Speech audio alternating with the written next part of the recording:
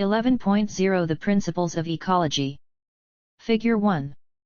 These brilliant red feathers are actually animals called tube worms. They live in an extreme environment on the deep ocean floor, thousands of meters below the water's surface. Their world is always very cold and completely dark. Without sunlight, photosynthesis is not possible. So what do organisms eat at these depths? Tube worms depend on chemosynthetic microorganisms that live inside them for food. In this and other ways, tube worms have adapted to the extreme conditions of their environment. All organisms must adapt to their environment in order to survive. This is true whether they live in water or on land. Most environments are not as extreme as the deep ocean where tube worms live. But they all have conditions that require adaptations. In this chapter, you will read about a wide variety of environments and the organisms that live in them. Courtesy of Nicole Rager Fuller, National Science Foundation. Public Domain. Chapter Outline. 11.1 The Science of Ecology. Lesson Objectives. Distinguish between abiotic and biotic factors. Define ecosystem and other ecological concepts. Describe how energy flows through ecosystems. Explain how food chains and webs model feeding relationships. Identify trophic levels in a food chain or web. Vocabulary. Abiotic factor. Biomass. Biotic factor. Carnivore. Chemoautotroph. Competitive exclusion principle. Decomposer.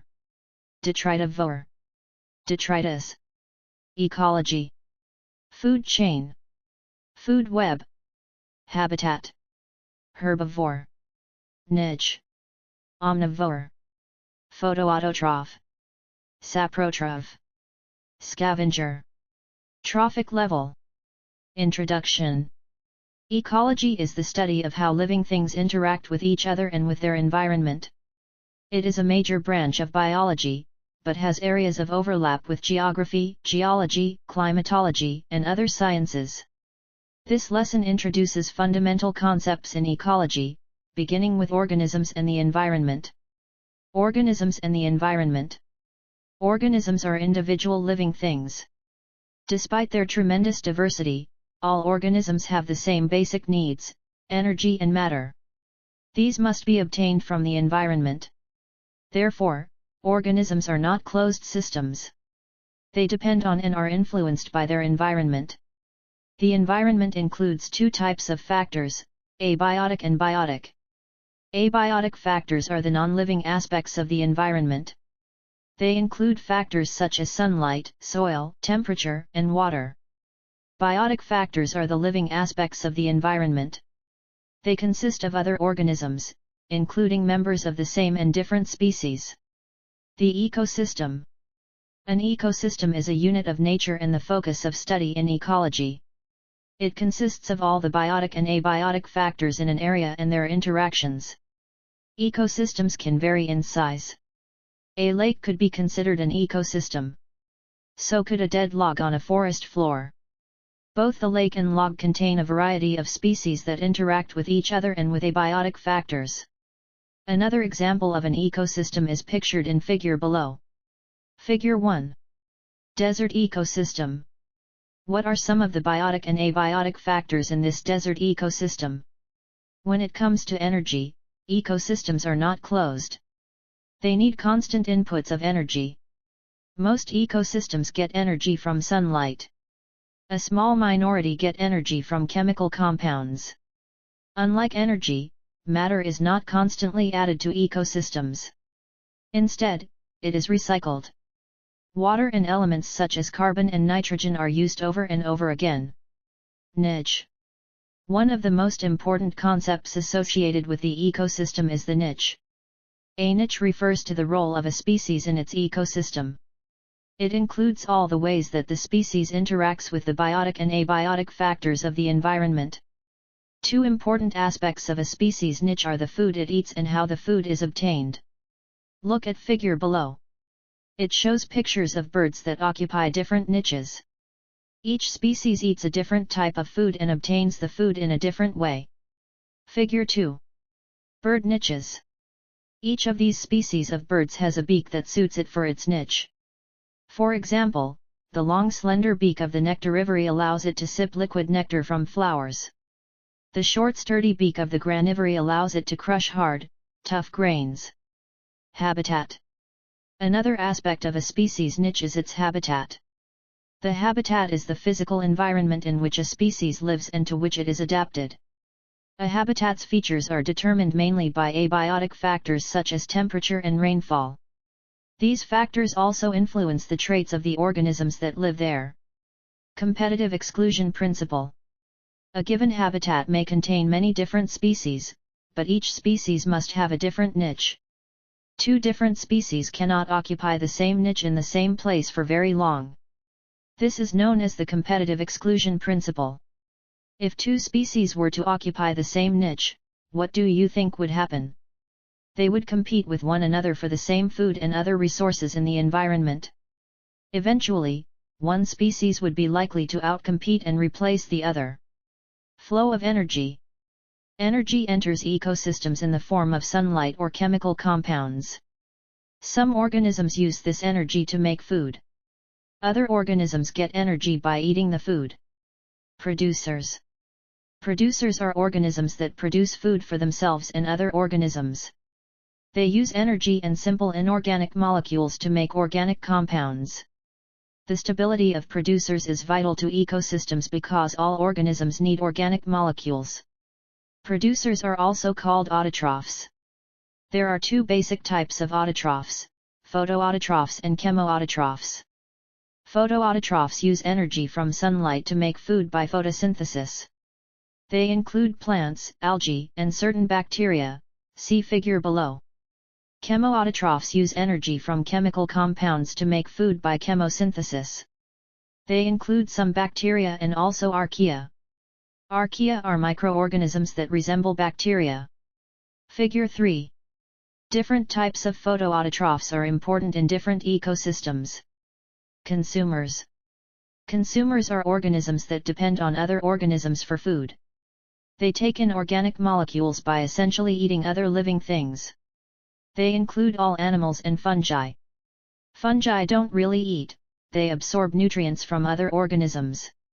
They also include many bacteria and even a few plants, such as the pitcher plant in figure below. Consumers are also called heterotrophs.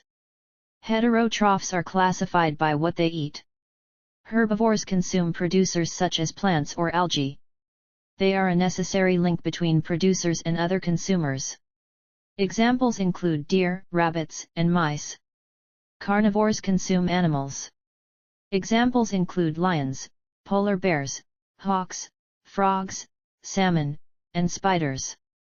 Carnivores that are unable to digest plants and must eat only animals are called obligate carnivores. Other carnivores can digest plants but do not commonly eat them. Omnivores consume both plants and animals. They include humans, pigs, brown bears, gulls, crows, and some species of fish. Figure 4. Pitcher plants. Virtually all plants are producers. The pitcher plant is an exception. It consumes insects. It traps them in a sticky substance in its pitcher. Then it secretes enzymes that break down the insects and release nutrients. Which type of consumer is a pitcher plant? Decomposers. When organisms die, they leave behind energy and matter in their remains. Decomposers break down the remains and other wastes and release simple inorganic molecules back to the environment. Producers can then use the molecules to make new organic compounds. The stability of decomposers is essential to every ecosystem. Decomposers are classified by the type of organic matter they break down. Scavengers consume the soft tissues of dead animals. Examples of scavengers include vultures, raccoons, and blowflies. Detritivores consume detritus, the dead leaves, animal feces, and other organic debris that collects on the soil or at the bottom of a body of water.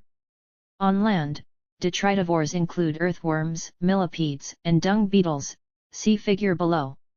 In water, detritivores include bottom feeders such as sea cucumbers and catfish. Saprotrophs are the final step in decomposition. They feed on any remaining organic matter that is left after other decomposers do their work. Saprotrophs include fungi and single-celled protozoa. Fungi are the only organisms that can decompose wood. Figure 5. Dung beetle. This dung beetle is rolling a ball of feces to its nest to feed its young. CK12 banana slugs, the ultimate recyclers. One of the most beloved and iconic native species within the old-growth redwood forests of California is the Pacific banana slug. These slimy friends of the forest are the ultimate recyclers. Feeding on fallen leaves, mushrooms, or even dead animals, they play a pivotal role in replenishing the soil. Quest goes to Henry Cowell Redwood State Park near Santa Cruz, California on a hunt to find Areolomax dolichophalis, a bright yellow slug with a very big personality. Food chains and food webs. Food chains and food webs are diagrams that represent feeding relationships. They show who eats whom. In this way, they model how energy and matter move through ecosystems. Food chains. A food chain represents a single pathway through which energy and matter flow through an ecosystem. An example is shown in figure below. Food chains are generally simpler than what really happens in nature. Most organisms consume and are consumed by more than one species. Figure 6. This food chain includes producers and consumers. How could you add decomposers to the food chain? A musical summary of food chains can be heard at 246. Food webs. A food web represents multiple pathways through which energy and matter flow through an ecosystem. It includes many intersecting food chains. It demonstrates that most organisms eat, and are eaten, by more than one species. Examples are shown in figures below and below. Figure 7. Food web. This food web consists of several different food chains. Which organisms are producers in all of the food chains included in the food web? Figure 8. Examples of food webs. Trophic levels. The feeding positions in a food chain or web are called trophic levels. The different trophic levels are defined in table below. Examples are also given in the table. All food chains and webs have at least 2 or 3 trophic levels. Generally, there are a maximum of 4 trophic levels. Trophic level. Where it gets food. Example. First trophic level, producer. Makes its own food. Plants make food. Second trophic level, primary consumer. Consumes producers. Mice eat plant seeds. Third trophic level, secondary consumer. Consumes primary consumers. Snakes eat mice. Fourth trophic level, tertiary consumer. Consumes secondary consumers. Hawks eat snakes. Many consumers feed at more than one trophic level. Humans, for example, are primary consumers when they eat plants such as vegetables. They are secondary consumers when they eat cows. They are tertiary consumers when they eat salmon. Trophic levels and energy. Energy is passed up a food chain or web from lower to higher trophic levels. However, only about 10% of the energy at one level is available to the next level. This is represented by the pyramid in figure below. What happens to the other 90% of energy? It is used for metabolic processes or given off to the environment as heat. This loss of energy explains why there are rarely more than 4 trophic levels in a food chain or web. Sometimes there may be a 5th trophic level, but usually there's not enough energy left to support any additional levels. Figure 9. Ecological pyramid. This pyramid shows how energy and biomass decrease from lower to higher trophic levels. Assume that producers in this pyramid have 1 million kilocalories of energy. How much energy is available to primary consumers? Energy pyramids are discussed at 144. Trophic levels and biomass. With less energy at higher trophic levels, there are usually fewer organisms as well. Organisms tend to be larger in size at higher trophic levels, but their smaller numbers result in less biomass. Biomass is the total mass of organisms at a trophic level. The decrease in biomass from lower to higher levels is also represented by figure above. Lesson summary. Ecology is the study of how living things interact with each other and with their environment. The environment includes abiotic, non-living, and biotic, living, factors. An ecosystem consists of all the biotic and abiotic factors in an area and their interactions. A niche refers to the role of a species in its ecosystem. A habitat is the physical environment in which a species lives and to which it is adapted. Two different species cannot occupy the same niche in the same place for very long. Ecosystems require constant inputs of energy from sunlight or chemicals. Producers use energy and inorganic molecules to make food. Consumers take in food by eating producers or other living things. Decomposers break down dead organisms and other organic wastes and release inorganic molecules back to the environment. Food chains and food webs are diagrams that represent feeding relationships. They model how energy and matter move through ecosystems. The different feeding positions in a food chain or web are called trophic levels. Generally, there are no more than 4 trophic levels because energy and biomass decrease from lower to higher levels. Lesson review questions. Recall. 1. Define biotic and abiotic factors of the environment. Give an example of each. 2. How do ecologists define the term ecosystem? 3. State the competitive exclusion principle. 4. Identify 3 different types of consumers. Name an example of each type. 5. Describe the role of decomposers in food webs. Apply concepts. 6. Draw a terrestrial food chain that includes 4 trophic levels. Identify the trophic level of each organism in the food chain. Think critically. 7. Compare and contrast the ecosystem concepts of niche and habitat. 8. What can you infer about an ecosystem that depends on chemoautotrophs for food? 9. Explain how energy limits the number of trophic levels in a food chain or web. Points to consider. In this lesson, you learned how matter is transferred through food chains and webs. Producers make food from inorganic molecules. Other organisms consume the producers. When organisms die, decomposers break down their remains and release inorganic molecules that can be used again by producers. In this way, matter is recycled by the biotic factors in ecosystems. Do you think that abiotic factors in ecosystems might also play a role in recycling matter? In what way? What abiotic factors might be involved in recycling matter? For example, what abiotic factors might be involved in recycling water?